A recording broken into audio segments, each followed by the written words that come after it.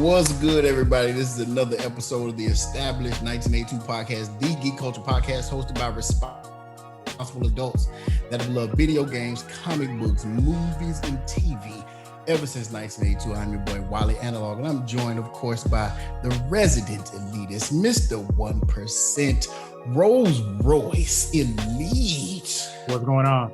Yes, sir. And we have the pleasure of having with us today a voice in the community that we love to turn to when it comes to topics and things such as this.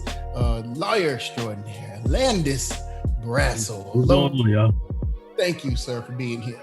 Thanks for having me. It's good to be back. It's good to be back. He was here. Those of you that consume this podcast, listen and watch, or whatever the case may be, you may remember Alandis from his appearance on one of our Watchmen podcasts, and he provided one of the perspectives, and a very insightful one too, as did many of those who participated in that series of podcasts we did for an excellent show. And we're back again to talk about another show that seems to have been directed at the culture, as it were, and trying to, I guess, inject its relevance into our lives as a show. Lovecraft Country, and we will be talking about, giving our feelings for the show, as well as some things related to that show, to the culture, as it were. But we want to talk about just the show in general, and what our thoughts were, and some of the things that they hit on. It's a show that the showrunner is Misha Green. And she's got some credits in other areas, other I guess, screenwriting exploits that she's been engaged in. But we want to get into that, man, because it's a show, man. I still can't give you the elevator pitch when somebody asks me what it's about. Mr. 1%, if someone asked you, what is this show about? Because I can't do it. So if you ask me, I'm just going to shake my head and point to somebody else. If they said, and we talking about elevator pitch without having to go into, this big bag of explanation, what would you say it was about? Lovecraft Country. Interesting. I would say it's a period piece that has elements of Black history, sci-fi, horror, and gore. And I'll just leave it there. That's about all. Yeah, that's as good as it gets. You co-sign on that, Alandis? Yeah, I was actually looking. I have there was a tweet, and it says that Lovecraft Country was just Stranger Things, Brown versus the Board of Education. Oh, snap. Man. that's pretty good. Yeah, okay. I can subscribe to that. I can.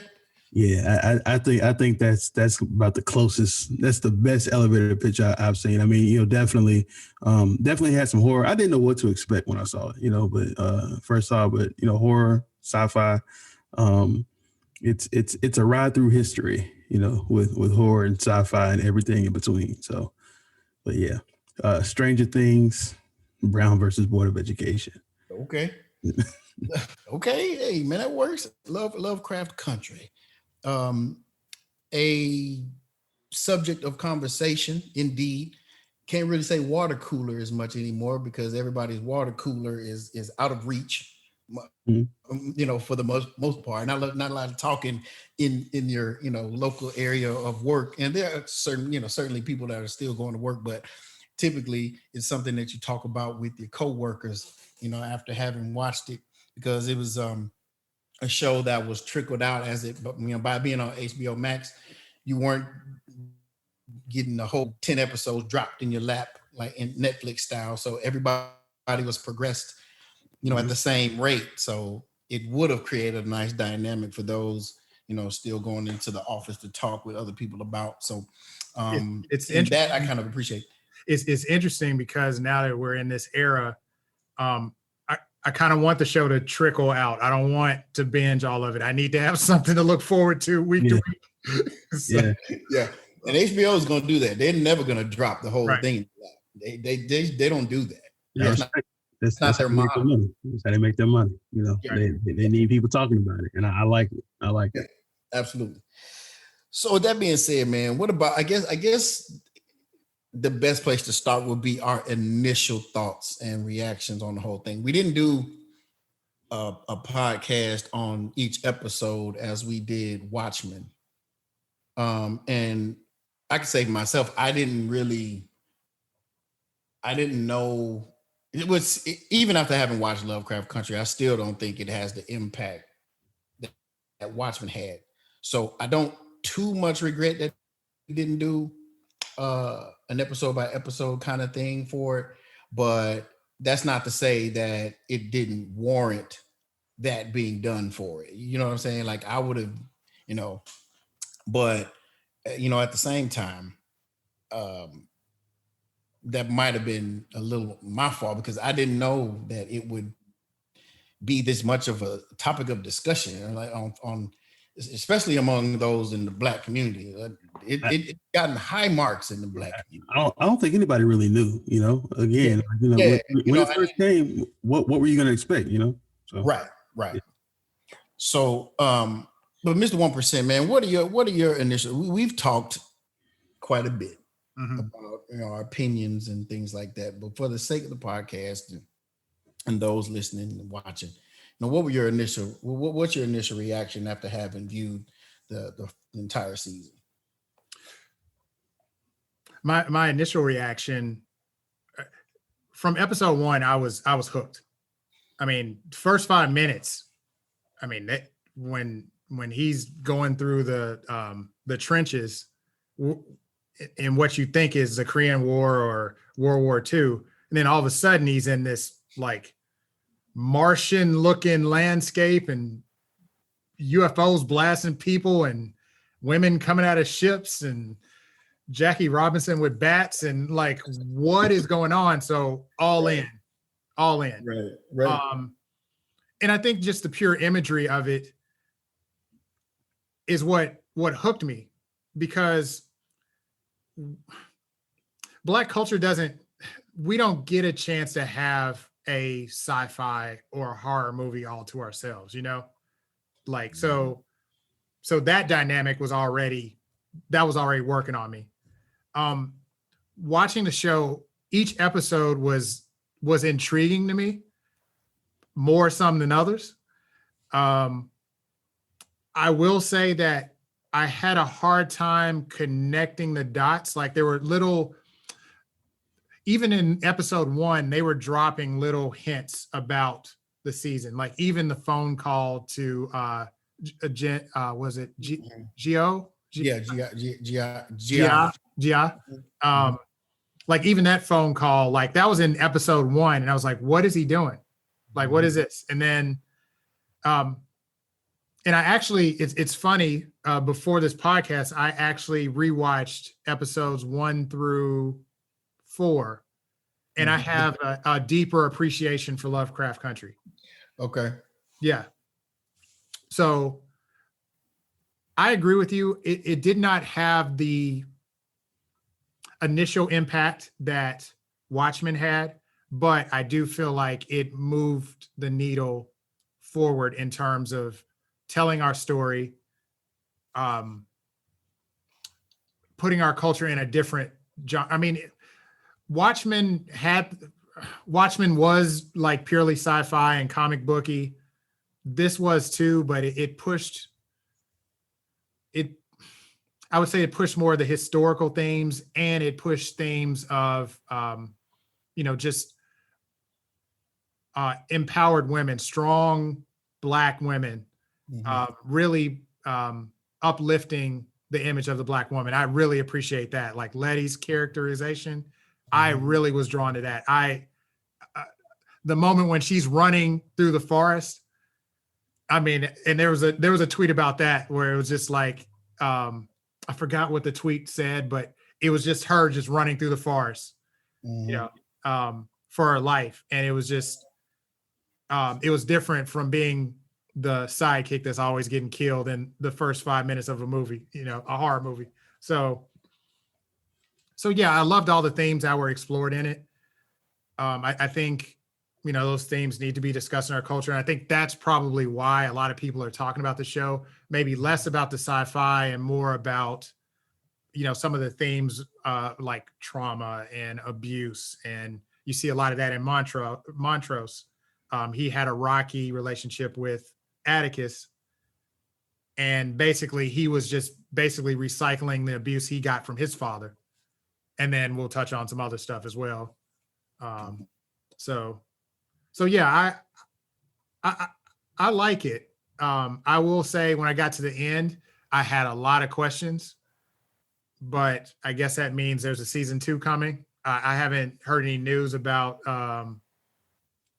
if they've greenlit season 2 or not, but yeah, I'm curious about the book because there's a lot of things that I feel like I missed because I didn't read the book, which is odd because it seemed like a show would kind of bring you up to date on that. But yeah, but that's my take. Like I said, man, it's interesting that you mentioned the first 4 episodes because those first 4 or so, I was just like pretty solid. Can't miss, Right. When it comes on every night, we watching this live, Right. Watching it live, I'm not missing this. Man, we got the 5, 6, 7, bro. I was just like, man, this is terrible, man. Let's get Alandis' take and I want to hear why 5, 6, and 7 is why it dropped off for you. Well, okay, you want Alandis? Yeah, let's get Alandis' take first. Okay. I'm interested in this 5, 6, and 7 drop off. Okay, yeah, let's go. All right, there we go. Okay. But, yeah. So, and I think it has everything to do with my appreciation for continuity and consistency, which is what I feel was lacking, man. A failure to explain a lot of the science fiction. I don't mind science fiction, man. I really don't. But if you can explain to me why things happen in your world that you created and establish some rules there, I'm cool. Establish any rules and stuff just.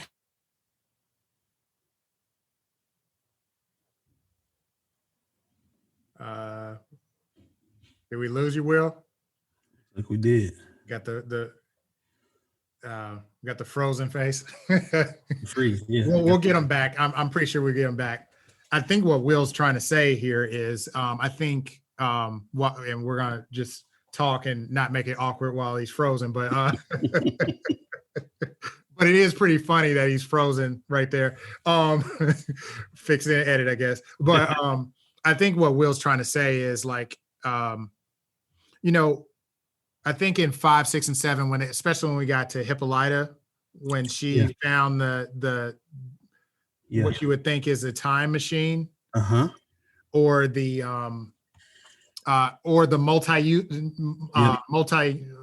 multiverse portal or whatever you're going to call it. Yeah. That's where I was starting to go, okay, well, she got sucked in, Atticus got sucked in, and then Atticus somehow found his way out, which because he went to an alternate. So like I guess like you said, there were multiple universes. Correct. And I guess he went to an alternate universe, and I don't know how he found his way out, but of course when he found his way out, they have he comes out with this, right. Like, and everybody's like, what's going on? And it was written by, I guess at first we thought it was George, the uncle, but then or the father, whatever. But then it turns out to be, his son, so right. Welcome back. Sorry about that. Welcome back. It never fails. I'm always the one. Yeah, but what I was saying was, you were talking about the science not getting explanations, and one example that I brought up was when we got to Hippolyta's episode where we're talking about the portal. That's where like some of the science didn't get explained. Like how did Hippolyta and Atticus get sucked in, and then Atticus was able to find his way out, but Hippolyta still can't find her way back, or she lost, or I don't know if I'm reading too much into it or if that's what you're pointing at. Well, I mean, it's that and a number of things. It's like I think because we're a fan of the genre, we seem to nitpick a little bit more than the casual viewer of this thing, right? Right. Like even the spell that Atticus and Montrose had cast for protection or whatever, and it ended up being that beastly thing that came out and protected them against the police. Right. Where was that thing when he was strung up like Jesus at the end? Like where was that thing? What happened? Came later. What happened to the protection? Right. And we didn't even see how dude got strung up. It was just like 1 minute he's there, next minute Christina, right? Her name, he's stretched out. Like that was easy. Like what happened? You know what I'm saying? Like, so we didn't get that. And like I said, there's a long list of stuff, man. Like I just was confused a lot. And like I said, they just jumped around a lot, man. I would have rather they spent more time on Atticus' trip into the future than as much time as they spent on Montrose's kind of other life. It was just like, I get that. I understand, he's a homosexual, but a lot of time they spent on that, I think could have been directed to that and still explain why he was the person he was as a father. I don't think we needed to see him in drag for 15 minutes or his homie in drag for 15 minutes. And it just didn't have a place in the story. You know what I'm saying? And well, I just think wasting too much time on a lot of stuff. Like Hippolyta's entire episode to me, man, dude, that could have been cut in half. That could have been cut in half. Wait a minute, hold on. This is where the book comes in and gives us some, okay. Well, kind of. I mean, in Hippolyta's episode was different from Hippolyta's chapter in the book too. So I mean, but I guess to go back to the question of, I guess, what my initial impressions and all that. When I saw that first episode, and I guess right before it came on that day, like I kind of dug into what is this Lovecraft Country, because I hadn't heard of the book before to that point.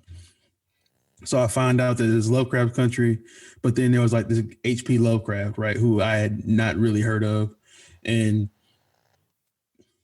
found out, I guess, just that he was apparently like just crazy racist, mm-hmm. And then so I just did all the kind of the background on that, and then it made me realize that there was like I saw the first episode and it made me realize there's this whole universe that I need to learn, right, and I think I did some digging into that, and that kind of helped explain some of it, because I guess this borrows from other universes and all that. So I mean, just to kind of see, I knew I had to do some digging. That was a big thing. So I bought the book, and then when I bought the book, I realized that the book is different from the show. They pulled important elements from the book, but the show, I realized that what the show was doing, to Ryan's point, was, I'm sorry, I use the government name.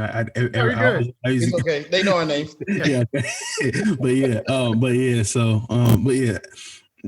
what this show did to empower women was amazing. And they made a lot of changes in the book. I mean, they made a lot of changes in the show, I guess, to facilitate that. And I like the changes that they made. One point that I mentioned before we started, Dee's character, Dee is actually Horus in the book. So Dee is a son. Like, so the daughter is actually a son in the book. But to the point about Hippolyta was the first time I kind of noticed that there was actually an article about it, and it was titled "Lovecraft Country has a storytelling problem," right? And Hippolyta's episode was kind of the first episode where I realized they're skipping something. And I feel like they've explained something in the book. Mm-hmm. What they kind of skipped over in Hippolyta's episode, like they mentioned that she named a comet, right? And from there, I kind of inferred that she was like this curious. That as a girl, she was curious, right? Can I say what happened in the book, or does it? Well, I think they were saying. Now I watched some interviews, and they were saying that she was an astronomer, and the deal with Hippolyta's character development was that she felt submissive to George. Yes.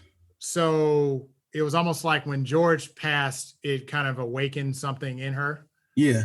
I mean, and then when she found the Ori, that was just like, okay, this is in my wheelhouse. I gotta research this. Yeah. Like he was talking to her dad on the phone, talking about, okay, there's other galaxies with 2 suns and that kind of deal. So I really like that she was curious about science and astronomy, and even the touching.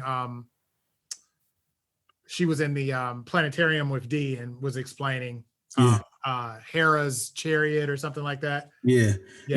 So and that's like something that I realized that episode was about, her. It's titled I Am. So it's about her finding out who she is. Right. So, I understand why they did what they did, in that, and because she had to kind of, like you said, she was kind of submissive and she had to find herself in the book. Like she's independent, like she actually went and she does the Green Book trips, on her own, and George, asked her to do those, but in her chapter, they go through kind of her development as an astronomer. Right. So she still kind of has some of that. I'm a wife now, but her life before that, like, it wasn't just that she named a comet and then she just did whatever. Like, she actually named Pluto in the book. So it was the same story. Wow. She named Pluto in the book, and they actually used real facts. Cause there was a little girl who named Pluto. Mm-hmm. And so her uncle and I guess grandfather or whatever were, either astronomers or scholars or something like that. And they got it to her, but so they used the same people. So pretty much she named Pluto, the other girl got credit for it, but she would go, and I think, her parent, instead of, her parents were telling her, that she needs to do certain things and, find suitable work and be a suitable wife. But she would just travel, and she would stop. She made a habit of stopping at observatories. Right. So in the book, the, what's the planet thing, the orrery that she found, like when she found that, like, it was like that stood out in the book, that was like a big moment in the book because it kind of took her back to her days as an astronomer, like going to the observatories, and it goes through the observatory, and her journey, of course, like in the alternate universe is a little different too. But yeah, like I do like the way that they focus. It seemed like each episode that was different from the book focused on a theme, like the one with Montrose and the sister, that was all about, transformation, right? Ruby. Like, Ruby. Ruby. Yeah. So, all about transformation. And so I like the way they set up different themes. I do wish that there was like a common thread, but the thread is different, in the book than it is in the show. And I think that that theme of really strong women is that continuing thread that we see in the show, and maybe some storytelling got sacrificed along the way, but I think at the end of the day, I think at the end of the day, it was a good deal. I think you're right about that. The underlying theme being the strength of women, and that's fine. I just feel like everything you said, Hippolyta's journey, it almost feels like there needed to be another episode. Yeah. To if you're gonna do all that, flesh her fully out, man. You're gonna have to go to 11 episodes, HBO. I know you don't like it. You don't like to go over 10, but you might have to do it in order to do this correctly. Or otherwise, I'm gonna be left with this hole.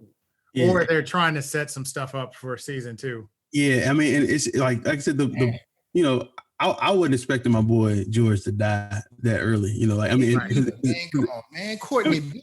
Yeah, in the book again. Good actor, gone to waste. Like, And that's how they got us too, man, because it was Courtney. Like nobody expects if you bring Courtney B. Vance in, you don't expect him to die like in the second, third episode. Nobody like that in to kill him off. Yeah. Now, in terms of storytelling, there was a scene where Dee and Emmett Till, which again, that's I didn't know. Like, it took me a second to realize that it was the tie. Oh yeah, the kid with the tie was Emmett Till. Yeah.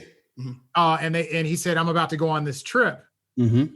And then in the Ouija board it said, "Will I have fun on a trip?" And it said no. And then it said George is dead. So was there any explanation about that in the book, or was that thrown in? Or yeah, I mean, so again, I guess this is spoiler city. George is not dead in the book. Right.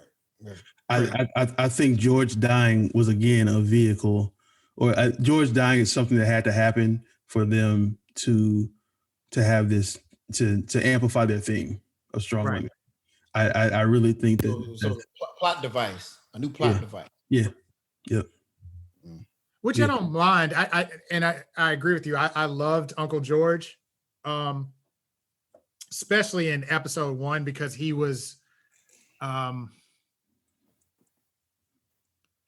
don't want to say he was a voice of reason, because it's funny. Letty ended up being the voice of reason most of the time amongst the men. Following the theme here. Right. And that's why I was so drawn to her character. I mean, she's beautiful, that I'm drawn because of that, but also too, just the way she commanded the screen. It was just cool to see. But I just like George's, I like Courtney B. Vance's acting in it. Like when Atticus was talking to him about Montrose abusing him, and you never did anything. Like you could see it, like his acting was all in his face at that point. And I mean, like when Atticus left, he was like, he was tearing up and stuff like that. And I was like, man, I felt that. And then, when they were in that,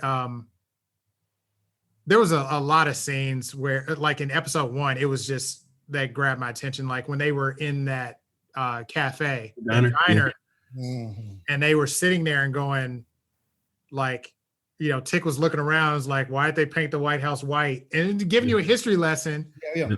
But done very well. I will say their injections of history lesson are so more well done than how Spike Lee does. Yeah. Spike Lee hits you over the head with it. It's terrible. Yeah. But that was actually pretty well done, because it was woven into dialogue and into the actual scenario. It didn't feel forced. But the point I was trying to make about that particular scene, I liked Courtney B. Vance saying, no, we deserve to be here. We deserve to eat here. And he has that commanding presence. And I miss some of that, of course, because he died in the show. But, I miss some of that in Lovecraft Country. And he was very knowledgeable, I guess, in those matters of science fiction, I guess, or storytelling, or like even even when they were talking about Dracula, which was when that guy got bit, it was crazy, man. Like he turned into the beast.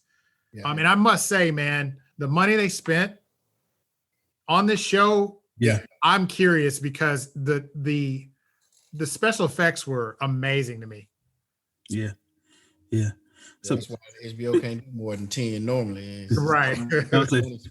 Speaking of money spent, I'm like, is that why Courtney B. Vance was only on 3 episodes? But, that's a good point. He costs a lot of money. Everybody, he probably would have been the most expensive dude.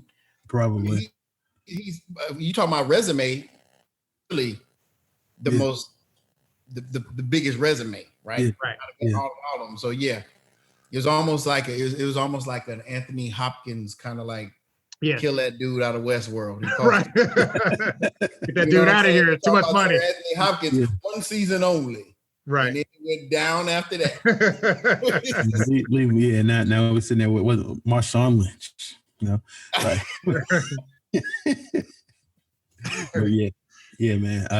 So I don't know if that's it or not, but yeah, man. Like Courtney B. Vance was amazing, and again, I wonder kind of how much budget played a role in them changing the story versus how much they just wanted to change the story and have that theme. But yeah, man. Like I don't know, there were definitely gaps in the storytelling. I feel like I don't disagree with that at all, and it wasn't by any means a perfect show, but it was entertaining. I thought it was interesting that it took us back to Tulsa, I mean, man. Now, was that in the book? I believe, yeah, it was. I believe it was. I'm glad to hear that. At least I'll say mention of them being in Tulsa.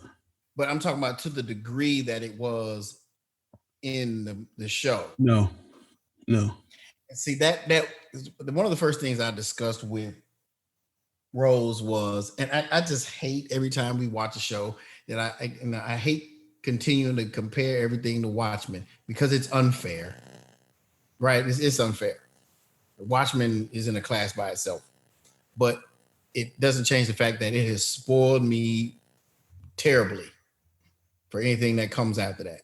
So without being too critical, I was concerned that it was just kind of, let's draw from Tulsa also, like they did. It felt almost like they forced Tulsa in there a little bit because of how well it was done. Well, let's add this too. We want to do it too. It didn't feel as natural as Watchmen's. Watchmen was based in Tulsa. It was based right. in Tulsa. But I'm talking about the whole depiction of the massacre. Correct. Right? Including that. You know what I mean? So here's the thing. I think this is where the challenge comes in with the storytelling, like maybe where they say it's a storytelling problem because the way they express that it was Tulsa was through Montrose's dialogue where he's like, oh, so-and-so there, he died because of this. And, this person helped this guy. And he was a guy that was like message, he was kind of that guy. I give it a pass because here's the deal. Tulsa has been practically deleted from the history books. Like when Watchmen came out, people were like, there were people coming up to me going, I didn't know that happened. Mm-hmm. Like, is that real? It's like, yeah, that happened here in America. Yeah. That was 1920. Like, yes, that happened. And it happened in many other cities as well. Right. So I give it a pass because it's trying to push that message forward. One thing I struggle with, and this is going to sound crazy just as an African-American, but I'm coming at it from the perspective of somebody that just loves sci-fi movies and has watched everything from Alien to Superman to whatever. Yeah, go ahead. I can't wait till we get to the place in our culture where we can just have a sci-fi or a horror show that has Black people in it and we don't have to call back to any kind of slavery or racism or whatever. I know that sounds taboo right now, but I don't think that's so bad if again, let's go back to storytelling. I don't think it's bad if you get it in there and it moves the story effectively.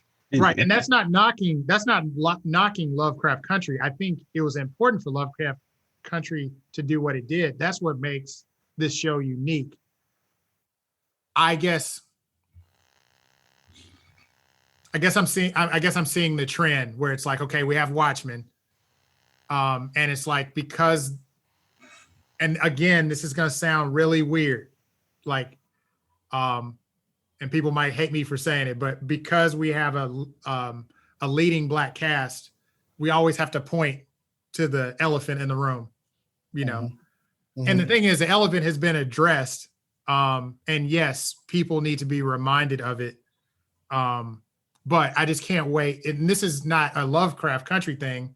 It's more of, I think this is a global and cultural thing, man. I just wish, I wish we can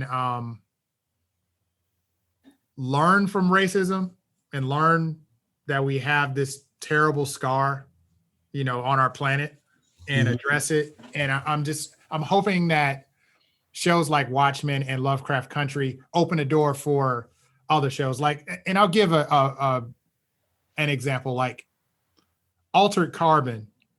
I don't know if you've seen that on Netflix. It had a diverse cast, and especially season 2 with Anthony Mackie and Simone Missick. And they didn't call back to any kind of racism, I don't think, you know. Because I think maybe because it was so far in the future, right? Well, it was so far in the future too, probably. Right. So that's on my list of things to watch. So right. So maybe that's the answer. Maybe it's because Lovecraft Country, because it's a period piece. Right. You have to. You have to address So it's like it's there, you know. But I guess what I'm saying is, what I'm also saying is, are we like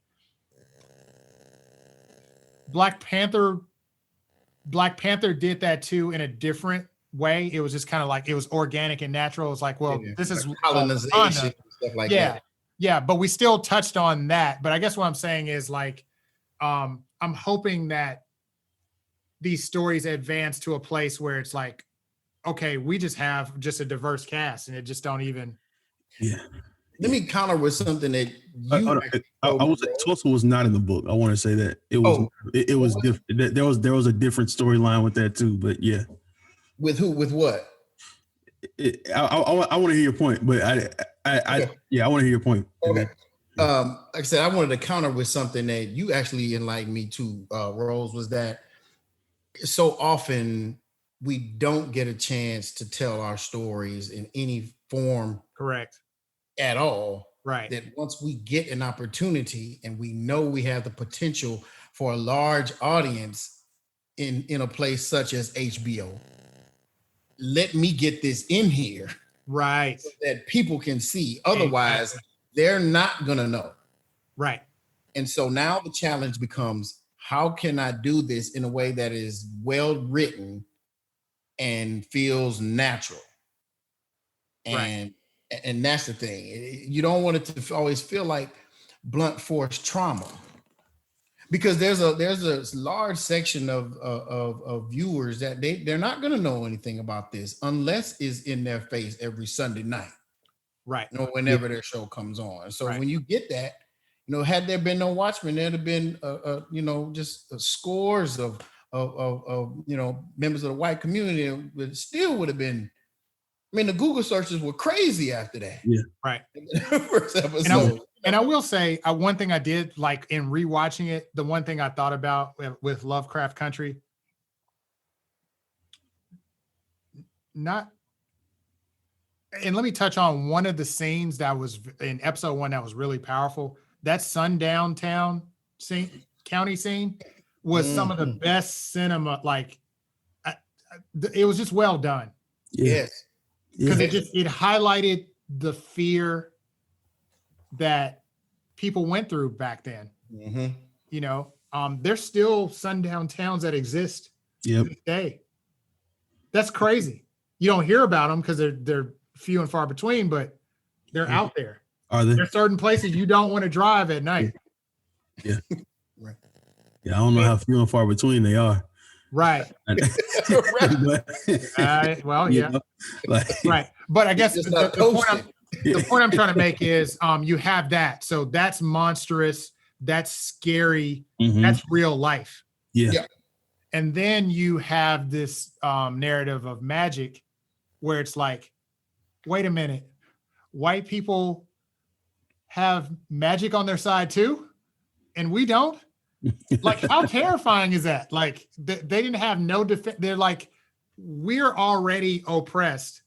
And now we're finding out, now that we've opened the veil, looked under the veil and saw that there's this world of magic and science and sci-fi or whatever, that they are masters of it with the sons of Adam. It's like that had to be terrifying. Like, man, now wasn't that a tribe of like Native Americans that were like buried underground where they went to try to find reference to the book? It's like they oppressed everybody with magic. They shut down an entire race of folks with magic. You know what I'm saying? So that was riveting too. And like I said, that was one of the earlier episodes. Man, I was all in on this, man. When they started they did that. I didn't realize they did that. I missed that part. Yeah. There was this when they were on the search for the pages. Remember all colonization, but with magic. The Arawak two-spirit. Yeah. When they got those pages, like that whole floor of people. Yeah. Was like Native Americans. There's that's right. Yes.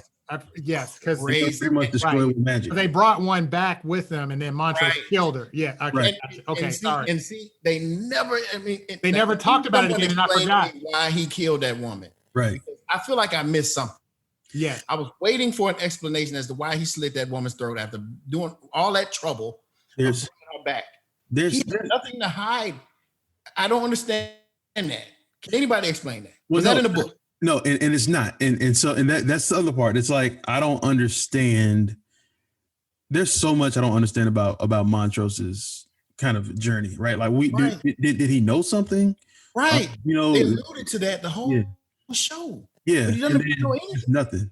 The only thing he knew is that he might not be Tick's dad. Like that was the only, you know what I'm saying? Like it sounded like he knew at the end. Yeah. Well, no, he knew that he wasn't Tick's dad. That was his secret, right? I have a son, so let me do it like this to make up for where I feel that I'm lacking.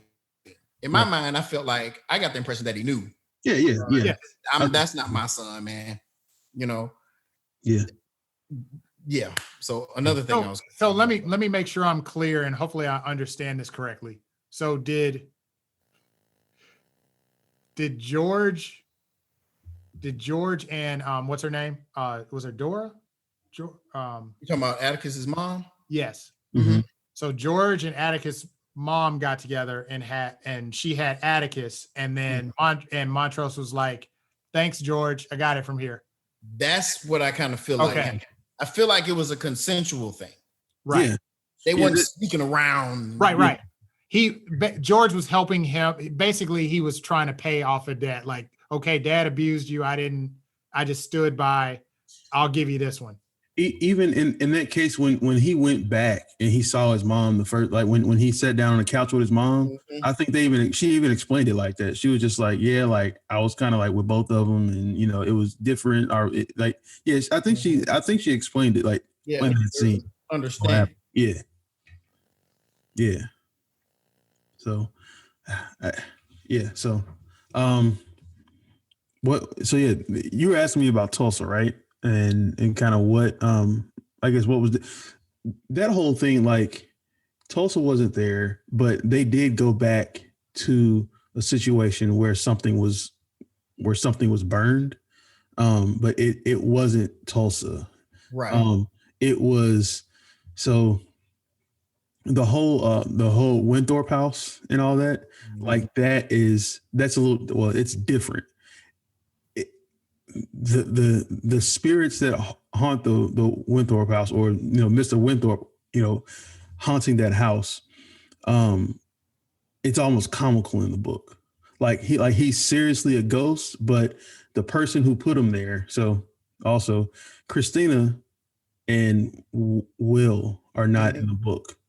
There's somebody named Caleb who is Titus's son, and he's in the book.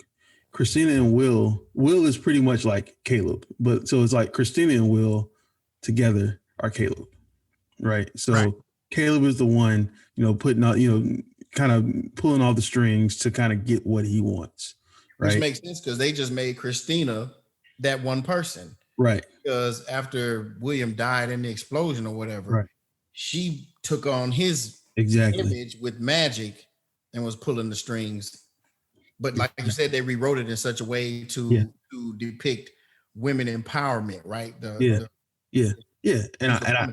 It was so on the nose. You could tell that she was going to be the one you'd have to deal with at the very beginning. You knew she was going to be the main antagonist. Yeah. But they painted her as a protagonist in many ways along the way. But you kind of knew she was going to flip. Did they explain? Probably not. I don't even have to hear. Did they explain did they explain the science behind, like, okay, she was able to turn into William using this potion. Was she extract the potion from William's dead body? She was keeping him alive. Is he alive or is he dead?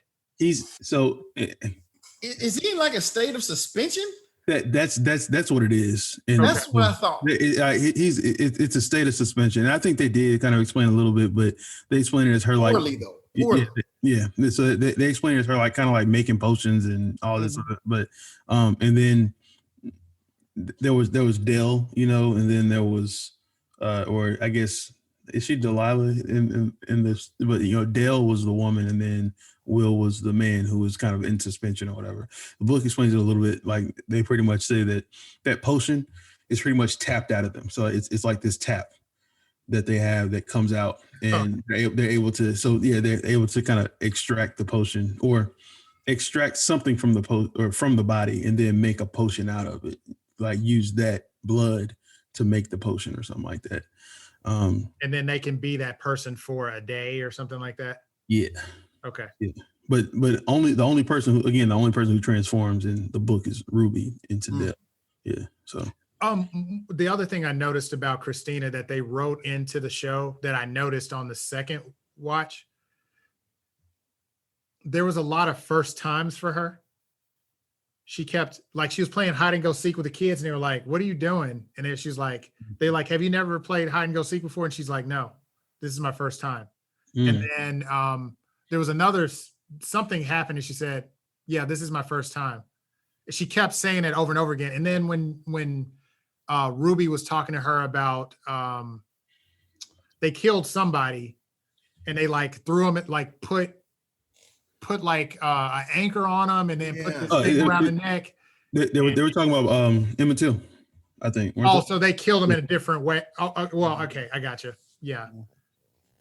Yeah, because that pretty much, I think she was just because she was kind of like silent that whole episode, or she was kind of going through something that whole episode, and then she was like, do you care? And then she kind of explained what happened, and then later on in the episode, when Christina had her death, she was killed like Emmett Till was killed. And she laughed, and I was like, I was thrown off because I was like, okay, what am I supposed to? I was confused too. Yeah, I was confused there. So that's why I wanted to get. That was a point I'm trying to get to. Like I was confused on what was that like. Why was she laughing? Like there was nothing to laugh about. Nothing. Yeah. Symbolism lost on me on that, man. And I had to go trying to figure stuff out. I thought she would have came out and cried, and then it might have been like her motivations might have changed at that point. But she was kind of like, I felt that. Yeah, I think she was kind of like, like I use magic to buck the system one more. Like this is proof that I use magic. There was a line because there was a line that they actually took straight from the book, but it talks about how like when Ruby and Christina were talking, Ruby said something about like white people using magic like as currency, pretty much, right? Like whereas like we would use it for something else. They just see it as just like some other type of currency to use. And I think that was kind of like the theme there. It's kind of like she was using magic to get to where she needed to get to what she needed to get to, and by experiencing like that death that was, headline news death, and a horrific way to die. Right. She still got out of it, because she had this magic that nobody else had. So she was unstoppable, So I can do it. Yeah, I can. Exactly. Wow. Yeah. I really think that's kind of what that was there. Cause it took me I had to think about that for a little bit. It made me mad. I was like, okay, she's going to feel what Emmett Till felt. and she's going to be changed from it. And it just seemed like, no, just another day. So That's what we can do. But I mean, turn on the TV, right? I mean, Right. look at the George Floyd stuff. Like, yeah, they're gonna feel. There was actually a Saturday Night Live skit. It was like instead of a 5-hour energy, it was 5-hour. Yes, that was hilarious, man. You know, he would not take it at all. Right. It's right. And it's the same thing. It's just kind of like, yeah, like they could feel, but why? Because they have this magic. They have this potion that, you know, they're impervious to it. Why take the time to feel like to feel that? Why take the energy to feel that? If I can just, you know, go about my business, you know, why not? So, but then the thing I'm confused about, she had feelings for Ruby, who was a Black woman. Mm-hmm. So was that a conquest for her? Like, oh, well, you know what I'm saying? Because it was like they had a relationship, and Ruby ended up losing bad. Yeah, she lost as bad as you can lose. Right. Abruptly. Yeah. Abruptly. Like, I mean, she basically sacrificed herself like Atticus did, pretty much. Right. And I don't know what that was. Like, I mean, and yeah, it was clear she had feelings for Ruby, and I think that what they had, there was some. I think there was real there a little bit, you know. There was some disturbing imagery there. I will say I've never seen that in a show before. Yeah. I'm not going to go into detail about the So you mean the like sex scene. Yeah, the sex scene in the Emmett Till episode? Yes. Yeah. That was the start. Like I thought like a little bit of puke came up, I think. Because it was gory. Like it was time spent on Atticus in the future, if you will. Take that out. Well, I mean, but again, now I will say it was powerful. Huh? It was powerful. It was powerful because it was powerful. It drew for what reason? Well, I think to me, powerful like no reason. Well, no. Well, I think there was some places in Lovecraft Country where the point was made, but they just drove it home even harder. Yeah. Like, for example, the fact that Ruby walked around in a white woman's body, and then she felt that, and then she kept taking the potion. Yeah. Even though it's the transformation back is very painful, she kept taking it. That drove the point home that they wanted you. You want this feeling, like we want to feel what y'all are feeling. Like we want the same freedoms, we want the same opportunities. We'll do whatever we need to do. Right. To get that. So that point was driven home, but when the point was made. But when she's having sex and then the transformation is happening like back, it was too much for me, man. It was just like, I get it, but the fact that they were doing that and she was transforming back to herself, it terrible. Needless. It didn't feel sexy at all. But it wasn't supposed to. To me, it's nasty. I guess that's what it was. to me, it's like, I mean, she even talked about like, you know, she couldn't feel anything as Ruby, right? She had to escape, but even in her escape, she couldn't escape because she had to turn back into who she was. Like there's no escaping in our, like, again, we can't escape our skin. Yeah, back to the George Floyd stuff, right? It's kind of like when that stuff was going on, like as much as I wanted to, as much as like you would go into a meeting and people would say, hey, let's have a centering moment or let's talk about certain things. It's kind of like, yeah, we can do that. But at the end of the day, like it's still busting through my head, you know, that I have to deal with this, you know, like, right. Yeah. So yeah, I don't know. And my skin was that point not made when after we witnessed transformations shift at Marshall Fields? Right. Why during the sex scene did we have to see that? Was there a reason? Like, I'm trying to figure out. I feel like they did it to confuse me and try to figure out what kind of relationship they had. Well, because I don't think it was confusing. It felt like it was heterosexual because you thought, okay, this is William and Ruby, and this is William and you know. Well, see, See, that's where it wasn't confusing because she realized that William was Christina. Well, I'm talking about the very initial. Oh, the initial, she didn't know. She did not know. She did not know. Right. She stayed as William, but like, right. It was revealed later that William was Right. Christina, and she still had. That's she correct. Still had a relationship with Christina. Right. Sexually. Yes, correct.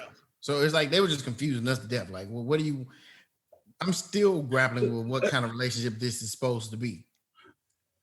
But so again, I think in the Ruby episode, I think those transformations were more about painful transformations, right? Yes. Like the pain in the transformation. Absolutely. In the Emmett Till episode, I think their transformation was about the inability to escape, right? Even if you want to change something, like to change an experience, like you can't really do it because you are like, we have the features that we have the experiences that we have where, you know, in Ruby's, you know, in that whole transformation, it was all about like, I don't know, it was about pain, you know?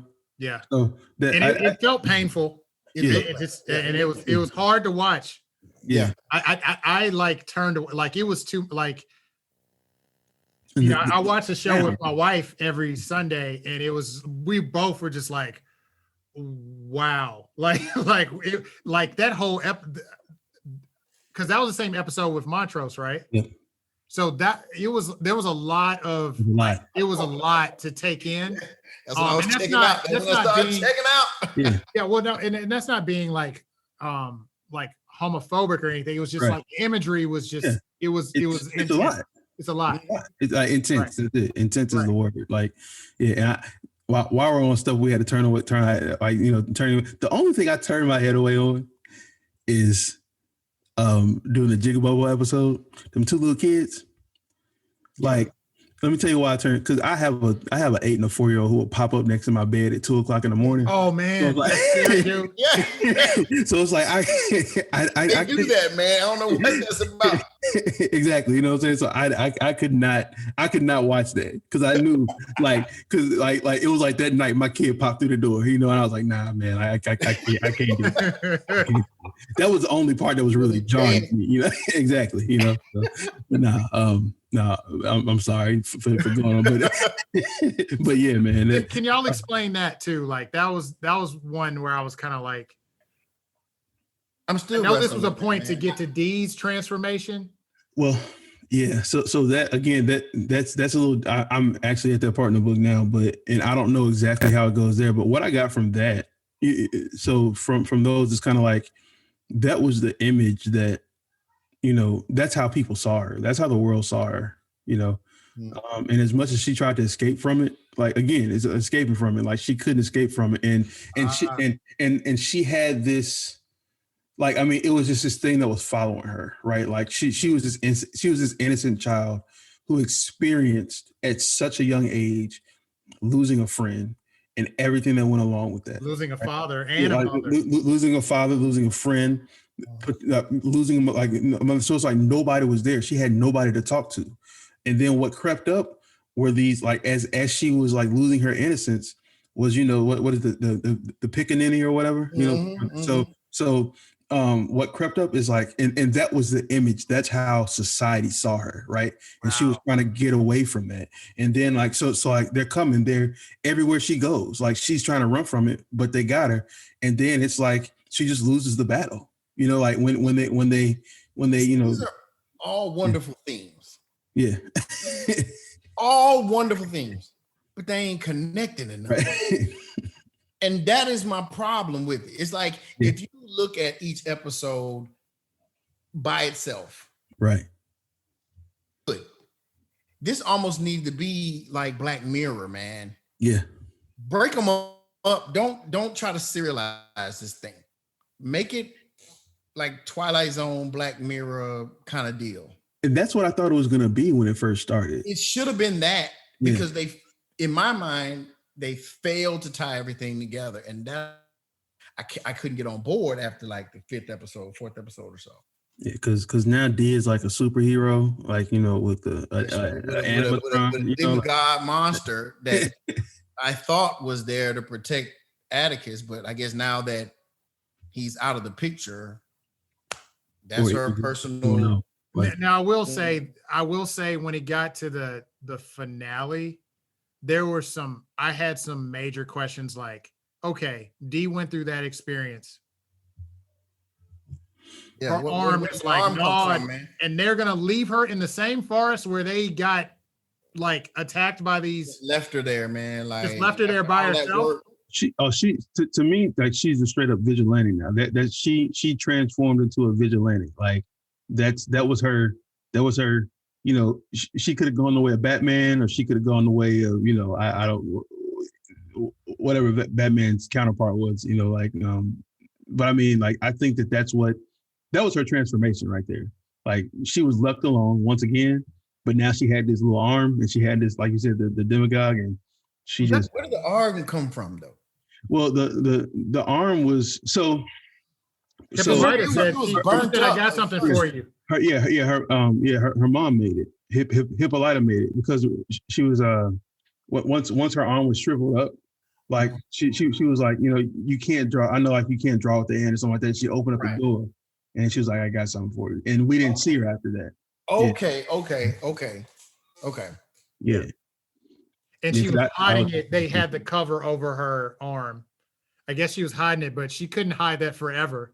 Yeah. You know, and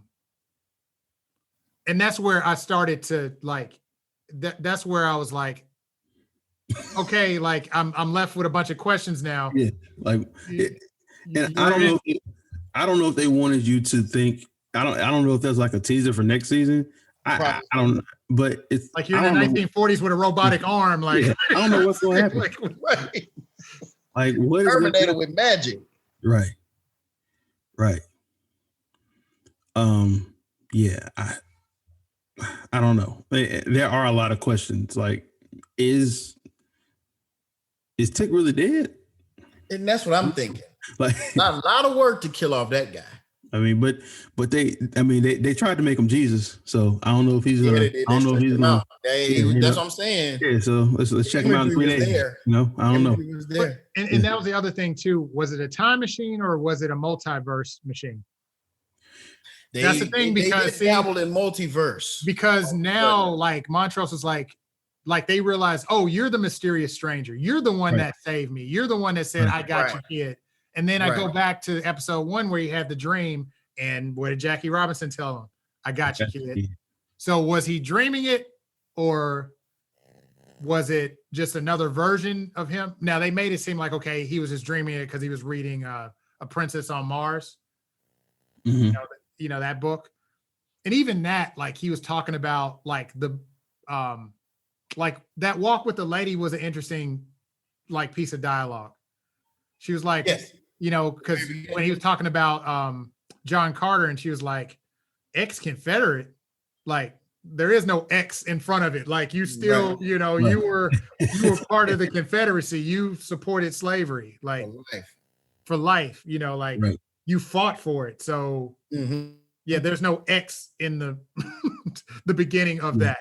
Yeah. And why would you read that mess? And he's like, well, I want to be. I always thought it was just cool to be like, Atticus had a love for that stuff. Like he said, I want to, you know, a black man to have those same adventures. I always dreamed of being that guy. And he was to a certain degree. Yeah. We've not even talked about Gia. And yes, it just her part. It just seemed like what was the point? It was a device to get to. It was now that was a device. Show him that he was gonna die. Yeah. Right? Well, I guess, and to explain pretty much to explain that she could do what she does, and so that when she popped up in the last episode, she could like connect them or whatever. Yeah, I didn't like that. That felt rushed. Awful. Yeah. That's not in the book at all. Oh, okay. Yeah. Yeah, I didn't. That felt off to me. Like I appreciate anywhere in that show. Yeah. I appreciated the episode, but when they brought her to the ending, and it was like, in order for her powers to work, she has to have sex with somebody, and then all of a sudden she can I'm gonna just walk into this dark cloud-looking thing, and then somehow defeat Christina because I touched Atticus. I don't know. Yeah. And then they were flashing stuff like with Ruby. Ruby's in suspended animation. We ain't gonna get her back. No, I don't think, unless you do some magic spell, I guess. it just fell off at the end, man. I just feel like it just dropped off a cliff at the end. The other thing, Letty, she took the invulnerability spell away from her. How was she able to get up? She fell and died. She died from that fall. Like, how did she get up? Or did she? I don't know. Like, see, that's the thing. It was so many questions. It was like so many, like, but wait, you gave me the science on how all of this works. And then it's like, so does that mean that she didn't need was she so strong she didn't need the invulnerability spell or something like that? Like, I don't know what that meant. Fell from a like her arm was like jacked. No, like she was dead. Yeah. Like done. Like when she fell, I was like, oh God, they killed Letty. And then when she got up, I was like, wait a minute, wait. But the sun was there, so I guess did the sun have magic in him? I don't know. Like, I mean, the sun was in her stomach, I guess. Because she's still carrying George, right? So like, does the sun have magic? And I guess based on the book, or not the book, I mean, based on the show, like he does, like, because it's passed through the family or whatever. But yeah, I don't. Yeah, exactly. I don't know. Too much, man. I like I said, I enjoyed the show, man, but it was just there were just connections that I didn't get. That's right. And I'm looking at the ratings, right? So it's kind of like the ratings for each show, like they dropped off, I guess, that 8th and 9th show, and then they picked back up for the last show, for the last episode. But yeah, like it's. I mean, it's missing the thread is what they put in. The thread is what they made up, right? And I like the thread. I respect the thread, but I wanted that thread to actually connect the stories to connective tissue. Yeah, it wasn't there. Yeah, like I said, I've seen very many. I've not seen anybody like I'm like a member of a number of these like Black science fiction groups on Facebook, like Netflix kind of groups or whatever. Nobody saying anything bad about this thing. And so it prompted me to ask this question.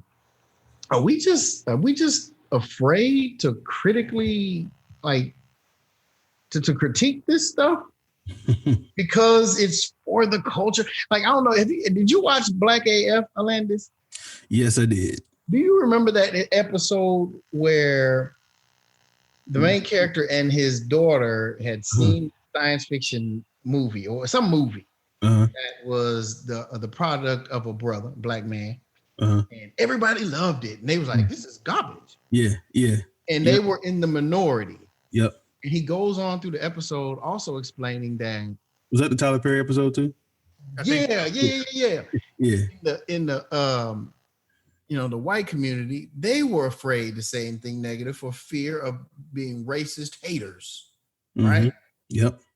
Are we in a situation where you're not going to convince me that every Black person thought this show was 100% wonderful? Yeah. So are we just not going to call this out, or is it a situation where the majority of these people speaking are make up a group who don't really have a love and appreciation for the genre, that being science fiction or horror or whatever, or storytelling? They just happy to see Blackity Black and they don't want to say anything bad about it. It's okay if you liked it. No one has anything negative to say when there's tons of stuff that can be, critiqued negatively about this show, and nobody wants to do it. So I'm feeling like, is it just me or? Well, I mean, you heard me in the middle of the episode when I was talking about like, what are we doing, man? It's okay to say this is not. It's okay. That's how we get better. I mean, like that's exactly right. And that was the point that he made in Black AF. We don't get better if we don't call people into account about their storytelling or the lack thereof in the event that exists. You know what I'm saying? It's okay to not like it and not trying to do everything for the culture. It's okay. Well, I think that's where I was, in the middle of the episode. We'll kill Game of Thrones Yeah. in a heartbeat when they mess up storytelling. Right. But I think for us, for our culture, and that's why I was like, I don't want to say I was dancing around the issue, but I was afraid to just say it. I think because we don't get that shot, like you said, and I appreciate you bringing our conversation up again and reminding me that we had that conversation. But when we don't get the opportunity, like white culture, to put out these stories, I feel like there's this responsibility that whatever that show that's deemed, okay, well, Lovecraft Country is going to be that show this year.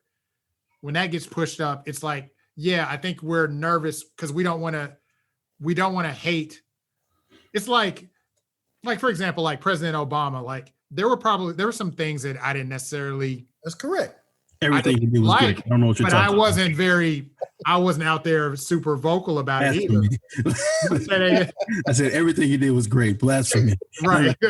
Right. But I think it's okay to have I think there's people out there that just go in on the hate and they just can't. It's like the dark side of the force. They can't wiggle out of it. They can't see the good. They just have, I'm just gonna hate and I'm gonna be like Uncle Ruckus. You know what I'm saying? But I do think I think there needs to be room for criticism. There needs to be. Yeah.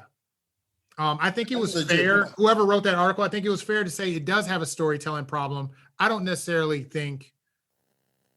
I think there were several things. It was several things that Lovecraft had going for it, but it also could be a weakness as well. Because it's like, well, you're trying to wrap all this Black history stuff and themes and all this stuff in a chocolatey, no pun intended, sci-fi shell. It's like, and I think sometimes it's like, well, that doesn't taste good at times. Like, I'm trying. I'll let the joke marinate a little bit.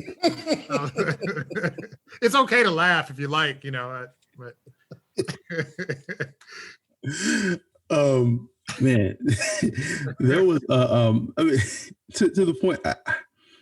I think that it's to your point. Well, I think it's a combination of both. I listen to Questlove Supreme like pretty much every day, and going back in the archives, there was actually a comment made about people not, or like Black people not being critical of Black art because there was so little, and we have to have this. We have to present a united front, like when we're in public, but then, we don't really mess with it. Like, like when we're at home, we don't mess with it. I want that mess in my house. I wouldn't watch it. I wouldn't watch it at home. Like, I mean, so to the point of Tyler Perry, it's like, I think they even brought up like, hey, people, in public, we ain't gonna bash Tyler Perry. We might not like praise it. We ain't gonna bash it, in public. But then, take me out of that list. I've been bashing Tyler Perry from the beginning. Me too. His stuff is trash.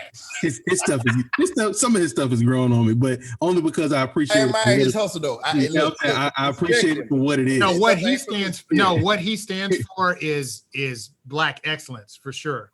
That's correct. Yeah. It's excellent. Ownership and all of that, like that. People need to highlight that. But that's correct. Yeah, that's correct. You got to have writers in the writing. You got to respect that dude, man. You got to have other writers in the writing room. Oh, and he does it. I don't, man. My wife has me watching one of those shows on BET, and it's obvious. It's obvious that like he just sits down, writes a whole season in a weekend, and then but his scenes are a whole episode. Yes. Why are his scenes so long? Yes. When are you gonna leave the kitchen? We looked up. You're still talking. We said, are we still on the same scene? And I say that like twice. So it's like 2 scenes in an episode. I'm like, how are we still here? Like, why is he not giving him the money yet? Advance the story. But yeah, so anyway, but yeah, Getting back to Lovecraft Country. Yeah, back to Lovecraft. I will say this. I'm so happy to see that our stories are getting that level of polish with like the special effects. And man, the colors in this show was like amazing. Like that scene where they were I forget, was that episode 1? I can't remember. They were always driving somewhere. Mm-hmm. There was an episode where they like showed like black guy taking his kid to get ice cream, and they were showing the division, but it was just done in a beautiful way. Like it was like a summer night, and they were under like an ice cream thing, and the lighting and just how like that was a callback, right? To those are like the Gordon Parks. Right. Right. Yeah. Right. Yeah. James Baldwin was called out, like he called his dog was named Baldwin or something like that. There's James Baldwin quotes and stuff. Yes. Oh yeah. Oh, the way that is that's a whole nother thing. Yeah. Right. How they did that was amazing. Yeah. The lady on the motorcycle, that wasn't like just a random thing. I forgot her name. It was Bessie something. Yeah. Who she rode across America. Yeah. Yeah. She ran into she went past Hippolyta, and they kind of like like hit the nod. Did the nod. Like I said, man, great concepts. Yes. Individually, taken as individual episodes. But I think the endeavor to tie them together was a bit ambitious.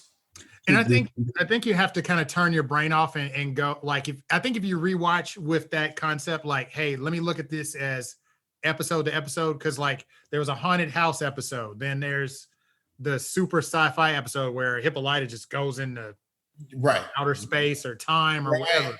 There's a horror episode. You know what I'm saying? Like, so. Yeah. I when I first saw it, that's what I thought we were going to be doing. Like, I thought it was headed that way. And I guess you kind of don't realize that there's like this underlying thread for a while. Like, you're watching it and you're like, oh, like, and then by the time you realize that there is a story that's going to carry the whole way, like, you're already at the end. And then you're at the end. So you're left with questions. I think that's where my criticism of the show lies. And I'm still in. Like it wasn't like this is some garbage. Like I didn't. That wasn't my response.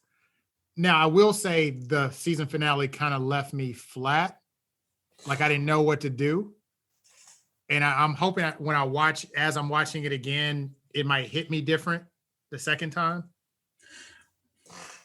I guess. Yeah, I don't know if it's one of those things where it's almost like, man, I wish Watchmen was going to have a second season, and then maybe if Lovecraft, kind of like if they could switch it, I don't know.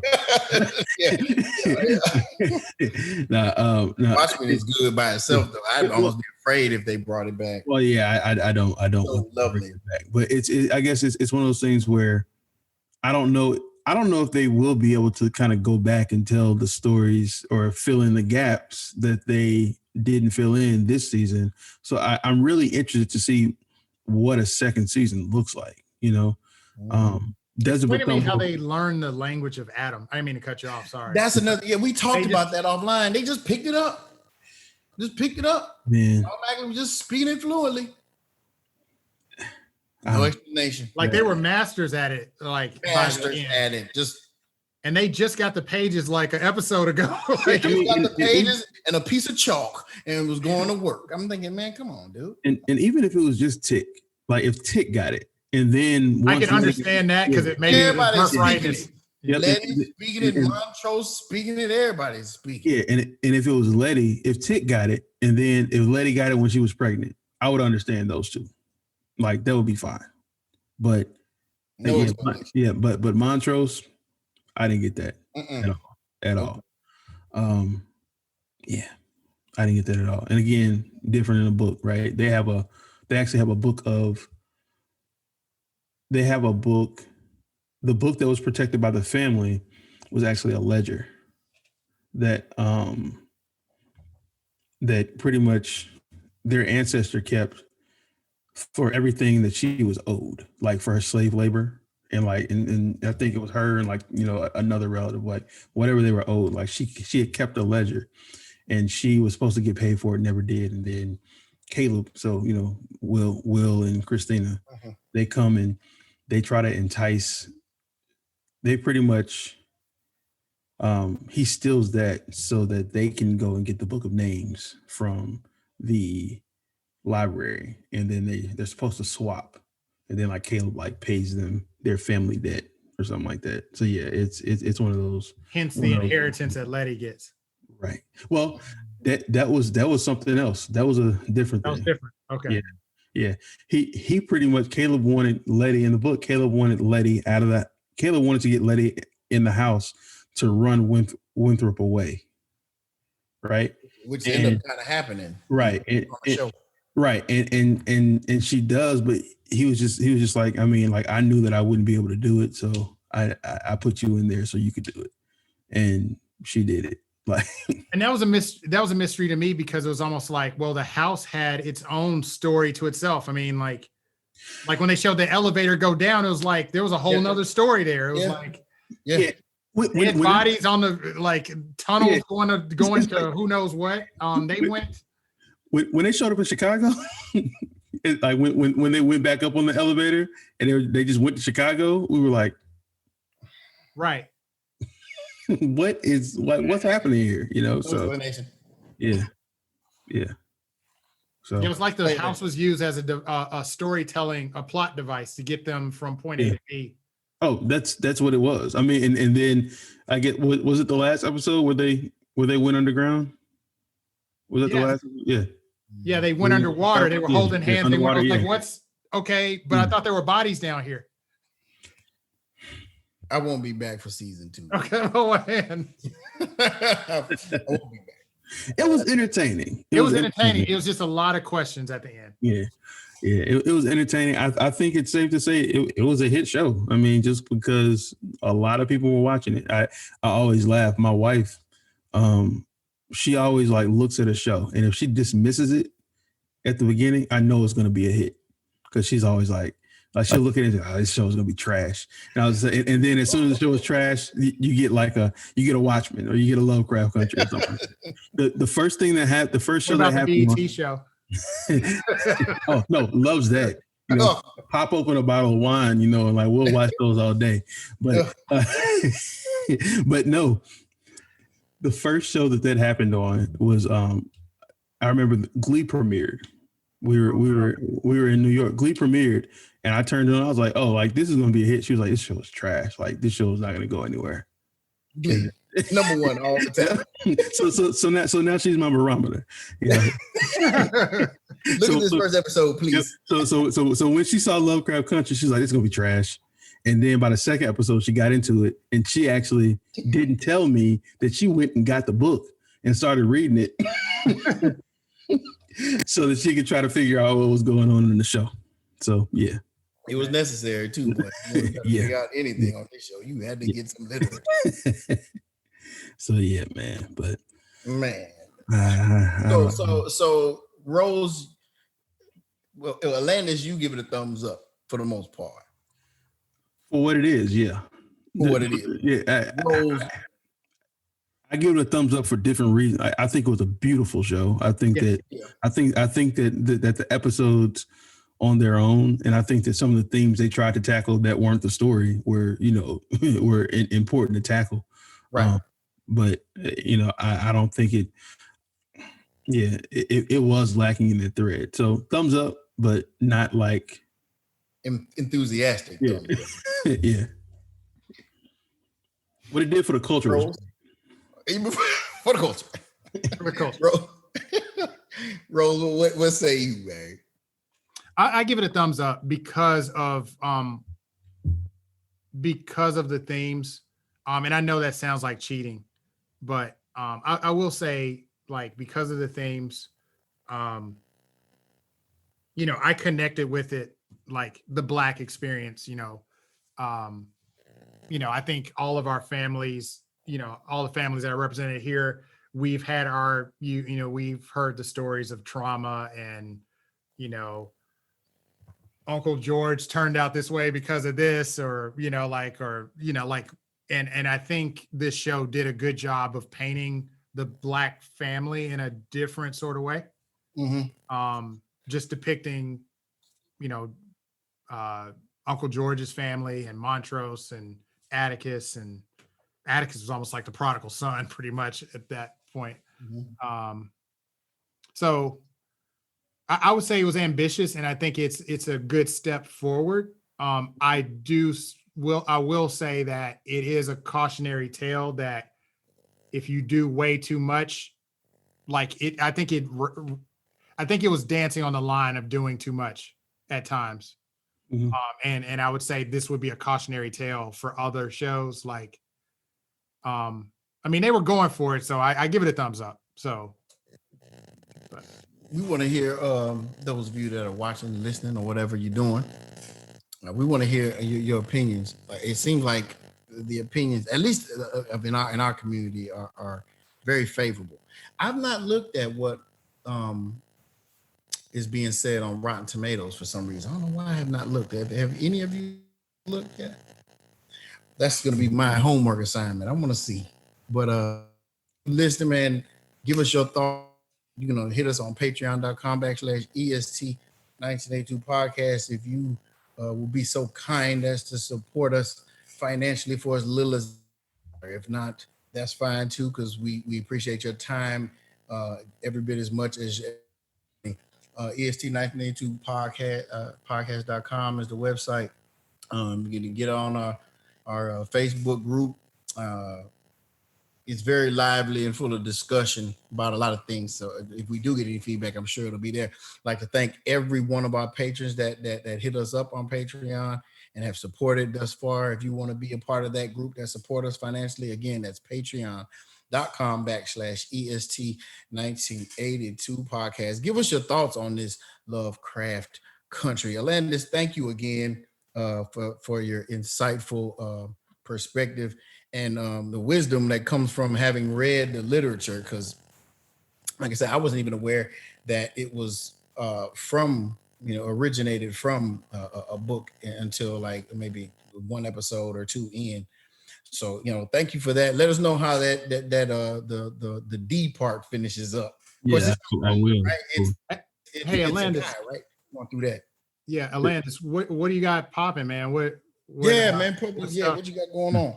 Oh man, so well, first of all, again, thank y'all for having me. I always enjoy talking to y'all, man. And y'all encourage me to get up and actually, do my podcast, right? That's right. Come on in. So yeah, what's popping? So I guess since the last time we talked, I actually went out on my own. So I have my own firm now. So really just focusing on entertainment law. And I actually run the music business program at the University of Memphis. So I'm kind of not bi-coastal, but I'm in two cities. I'm in Nashville and running down to Memphis too. So so running that program, teaching, love teaching. But as part of that, started doing research, and I don't know, can you see, I guess the LP's behind me kind of, so I'll be doing, I'm finally working on that podcast, and I'll be doing a podcast. It's called Making Hits, and I might've said something about it on the last time I was in, but it's called Making Hits, and it's a podcast about the music industry, and it's going to go through each season. The first season, one of the seasons is going to go and look at, music movements. So one of the movements I'm looking at is the Soulquarians. So, like the Roots, Q-Tip, Erykah Badu. Yeah. Jill Scott is a product of the Soulquarians. Oh, okay. She's like an offshoot. But and that's actually, the first episode might actually touch the Philadelphia music scene, only because I have some reach into that scene and some of the folks who were in there. But so doing some interviews, but the Philadelphia music scene will probably be the first. So talking about the Roots, Jill Scott, DJ Jazzy Jeff, the things he was doing, and then going to Soulquarians. I mean, like D'Angelo, the Roots, and pretty much looking at how collectives, right? How artist collectives have been like economic drivers, like for art and especially for cultures. So in the Black community, and artist collectives have been great, like beyond like the Motown label. And of course you have the labels, but then you have people who are just friends and who work together and who created together, right? So what does that creative energy do? What did it do for their career? So kind of do some research on that. It'll be fun. So look out for that. Yeah, absolutely. Thank you again for that. We'll be looking forward to seeing that, hearing that, and hopefully being a part of that. Yeah. Yeah, I'm excited about that. Yeah. But again, man, you got a place where they can hit you up? So alandisbrassel.com, AlandisBrassel.com. You can hit me there. Pretty much that's where the podcast will, I'll eventually have links to that, but any of my writings and all that, they're on alandisbrassel.com too. Cool. Thanks again. Thank you again, Alandis. Thank you all for listening and watching. And until next time, people, we'll holler at you.